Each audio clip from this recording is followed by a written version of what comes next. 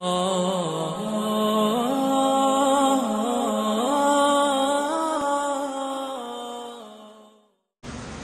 مال راکړه ما ته سم کړنګېدلي تعلیم وکړه ومې که نو ځکه به سره ومې که په بله زمونږ د کلي یو مشر حاجي صاحب هغه تعلیم کوم هغه په تعلیم کې چې ما نه خو لږ تپوس وکړي امیر صاحب چې ما دا 4 میاشتې څنګه ولګولي وایي د تبلیغیان تله راتله ته راته چې وخت ولګوه حاجي صاحب وخت ولګوه چې تبلیغیانو هسې وزګار یې زامن له ودونه کوله وایي د تبلیغ والو خبره مې ونه منله زامنو مې ودونه وکړه لږ وخت پس الله انګوریانې راوستې الله تعالی نوسي راوستې او نوسي مې زیل کو سی کو زیل خو پېژنې که نه چیړې کو جړا یې کوله وایي هغه انګور مې غزه دې کو په غېږ کې راغستې او ښکته به راته یې او د ماشوم چغې وایي او زما انګور ورته وایي چې چپ شه چپ شه چپ شه چپ شه چپ شه چپ شه چپ شه چپ شه چپ شه چپ شه هغه چپ کېده نه وایي زه هغه کمره کې ودوم حاجي صاحب وایي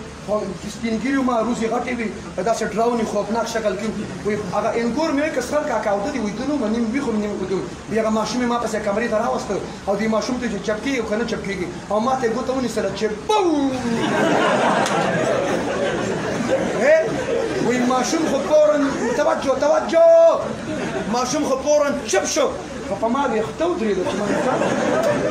دا ویښته راپسې داسې جګ جګ شو ما یې چې دا انګور مې دې ورځ راوسته چې اوس ما ته وایي چې بو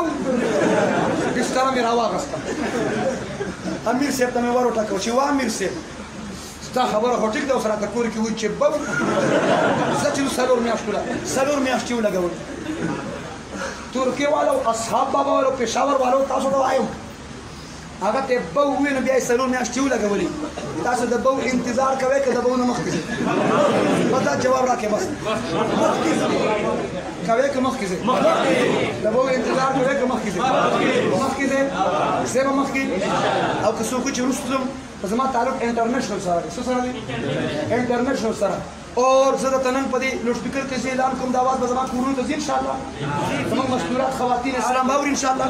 نن درته انټرنیشنل بین الاقوامي یو عجیبه او غریب اعلان کوم ډېر اعلانونه په دې لوډ سپیکر تاسو کړي ډېر اعلانونه نن اعلان واورئ او خواتین اسلام او مستوراتو او په کورونو کې با حیا با وفا پاک دامن پاک رمن او زنانو ستاسو د نارینهو د حضراتو د سړو لاول قاري صاحب په تراو کې خوړه راوښکه دی اول ما په بیان او تقریر کې خړه راوښکه ښه ستړي شوي دي دوی به کور ته دمې دپاره درځي آرام دپاره به درځي ختم یې کړي زه مبارکباد ورکوم تاسو ته کور ته چې دا ستاسو حضرات درشي په دروازه کې استقبال وکړئ او بیا مبارکباد ورکړئ او د مبارکباد نه ورته ټول ووایه چې بو اواز انشاءالله کورونو ته ورسېد که نه ورسېد که نه زما اواز کورونو ته ورسېده اوس ما ته متوجه شي ما ته متوجه شي کور ته څوک څوک ځئ کور ته مزله کېږي ثوابیه کې مې ووایي ما ته چې مفتي صاحب پښمني لږ نه ځو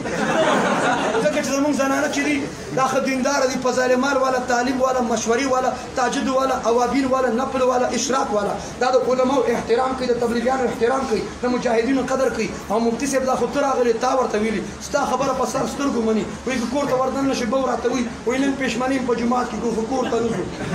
دې وجې نه اوس مې د سره داسې کار وکړه د بو نه مخکې ځه او دا ماشومان به زه ورحمت صاحب ته انشاءالله اطلاع وکړي دا ماشومان رښتیا وایي ښه